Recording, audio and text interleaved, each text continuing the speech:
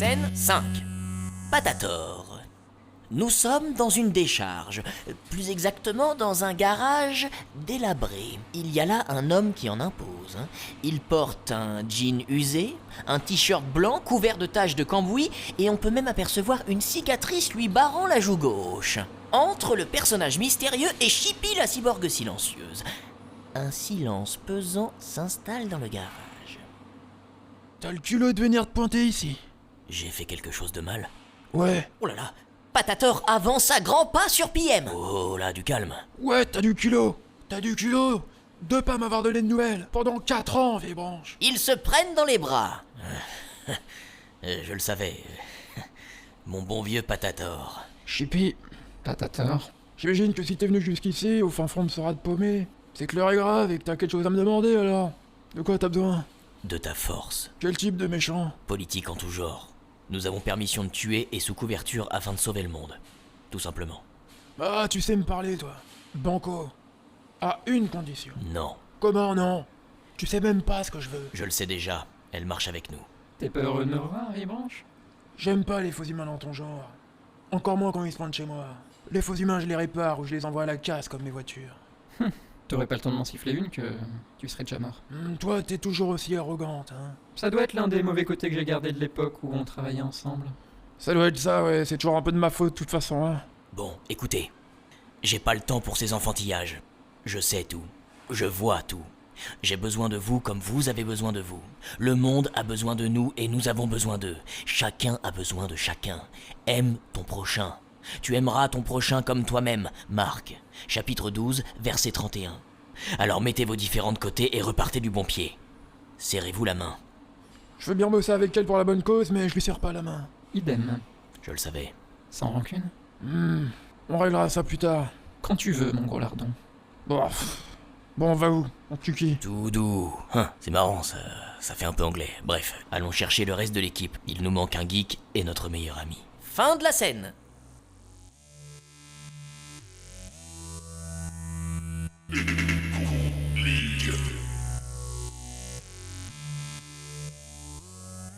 Scène 6, Franck. La scène se déroule dans un bureau d'affaires. Si vous n'avez pas d'imagination, regardez le loup de Wall Street que je vous conseille. Oh, Leonardo DiCaprio est super dedans. Et imaginez que c'est 150 ans plus tard. Tout le monde s'attelle à sa tâche. Ouh, belle allitération, hein? Les cravates connectées volent au vent, les chemises sont retroussées et repassées. Elles se repassent enfin toutes seules, Dieu merci. Le personnage mystérieux est là. Il s'avance vers l'accueil afin de s'adresser à une jeune femme qui mâche un chewing-gum. Je le précise car c'est très énervant à l'écoute. Je peux vous aider, monsieur? Je cherche Franck. Franck? Oui.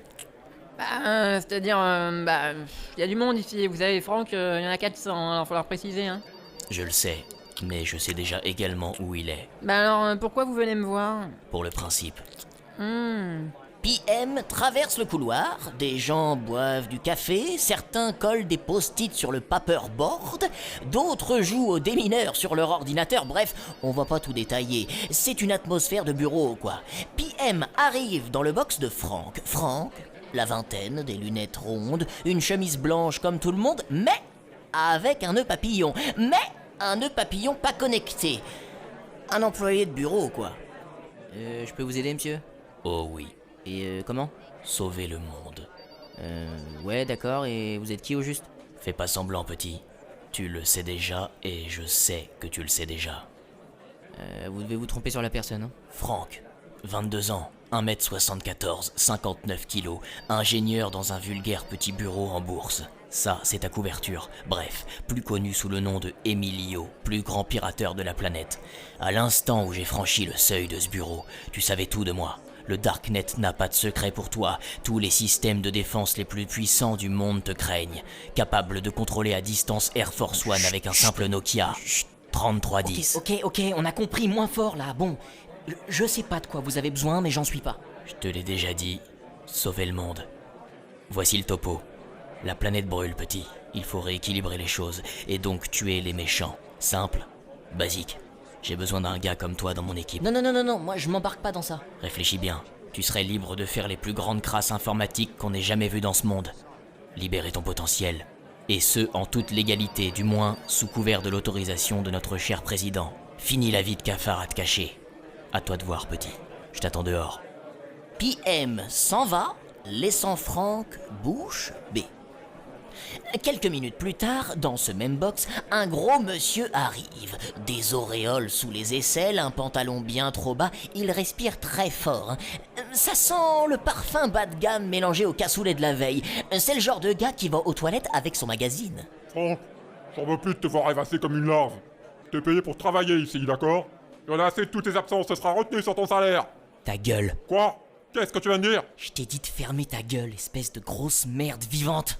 J'en ai pas besoin de ton travail pourri, de cette vie dégueulasse à travailler pour des dans ton genre, des grosses qui me regardent avec leurs yeux tout pourris. J'ai envie de t'éclater. Pour des raisons évidentes, nous avons décidé de censurer la suite de ces propos. Franck, dans une colère monstre, saccage son bureau, prend son écran d'ordinateur et le balance par la fenêtre. Attention, plan à la 24 heures chrono avec une image divisée en deux. On jette l'ordinateur par la fenêtre. PM fume tranquillement une cigarette sur le trottoir, se décale nonchalamment d'un demi-mètre sur sa droite, allez savoir pourquoi. L'ambiance est pesante. Oula, mais non, on fait, mais ça ne marche pas, je l'avais dit à la prod, on fait un podcast. Il faut que les choses soient simples, si on met tout en même temps, on comprend rien. Il faut respecter l'auditeur. Je reprends. Plan de gauche. Nous sommes dans la rue. PM fume tranquillement une cigarette sur le trottoir, se décale nonchalamment d'un demi-mètre sur sa droite, allez savoir pourquoi. Et en même temps, plan de droite. Attention cinéma américain, nous suivons le point de vue de l'ordinateur qu'on jette par la fenêtre avec un très beau ralenti, fade out, et qui atterrit sur le trottoir à moins d'1 mètre de PM. Plan unique. Les deux images se regroupent. Chippy l'appelle sur sa montre connectée. Alors, t'es sûr qu'il va en être? Ouais, je lui laisse quelques minutes. Il est comment? Exactement comme je l'imaginais. Un peu nerveux, certes, et à canaliser, mais parfait pour notre groupe. Enculé! C'était quoi ce boucan? Ça, c'est Franck.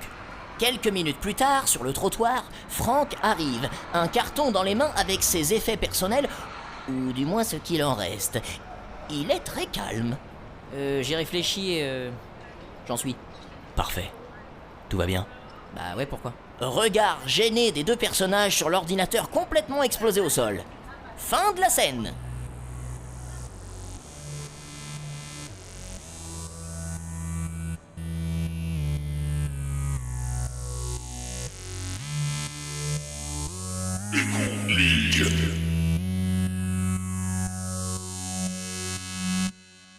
Scène 7. Bifouille. Nous retrouvons nos personnages à bord de leur avion écologique. Direction les montagnes embrumées de la région de Tullfall, située quelque part en Scandinavie. Objectif de ce périple, tenter de recruter le 5e et dernier membre de l'équipe de choc, le dénommé Bifouille. Bifouille? Vous êtes sérieux là? On se tape un voyage de 6 heures dans ce vieux coucou pour aller chercher un clébard? Ouais, Bifouille qui s'appelle. Et je te prierai de le respecter un peu. C'est un chien qui parle. Ah, parce qu'il parle en plus? Ouais, enfin bon, on aurait pu lui envoyer un texto plutôt que d'aller au fin fond des régions montagneuses. Il faut que tu comprennes patate, Franck. Lui et Bifouille se connaissent bien. Et raconte pas ma vie à des étrangers, Chippy. Patator, si on veut travailler en équipe, il faut qu'on puisse se parler chacun librement. Chippy, explique l'histoire à Franck. Eh bien, disons qu'après avoir arrêté de travailler avec moi, Patator a adopté un chien, Bifouille. Ouais, c'était un sacré copain de galère, celui-là. On a fait quelques conneries tous les deux. Je l'ai entraîné au combat, il a pris quelques coups de la part de gang rivaux. Et puis bah, à un moment, il en a eu marre. On s'est fait carjacker, on nous a volé notre auto. On a couru derrière, on n'a rien su faire. Il était écœuré. Il m'a dit qu'il voulait quitter cette ville, qu'il devenait fou ici avec toute cette violence. Et il a donc rejoint ce monastère perdu loin de tout. Voilà, c'était sans doute mieux pour lui, mais je dois avouer qu'il me manque un peu. Ah bah d'accord.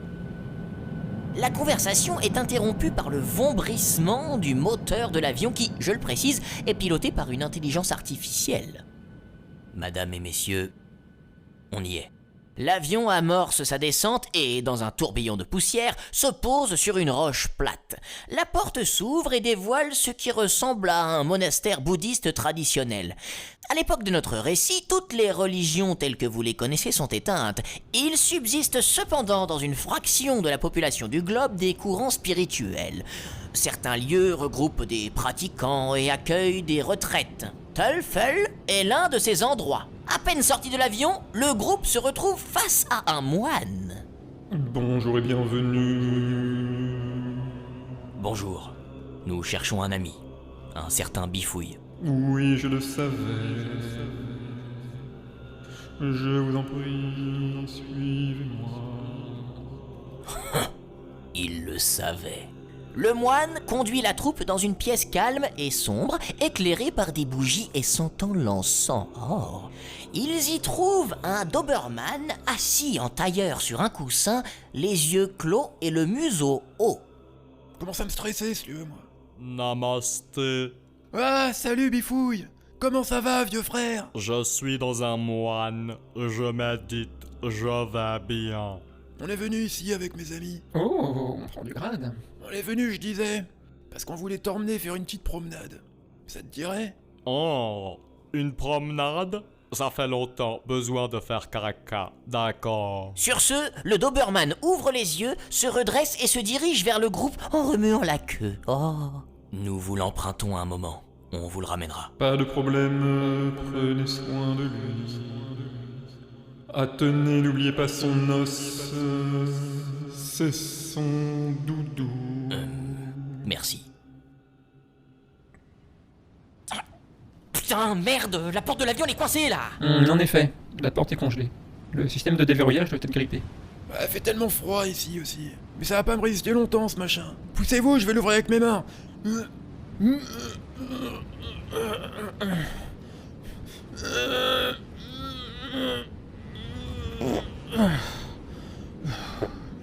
Oh, ça marche pas.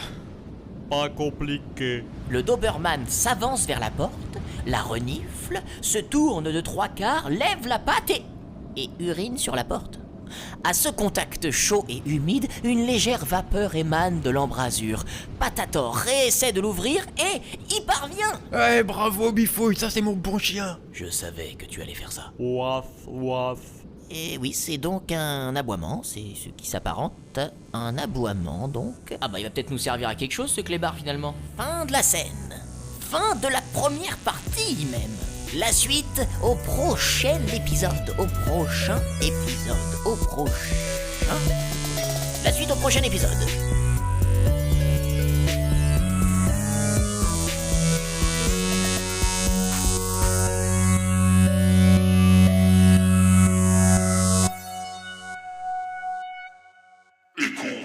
Ligue.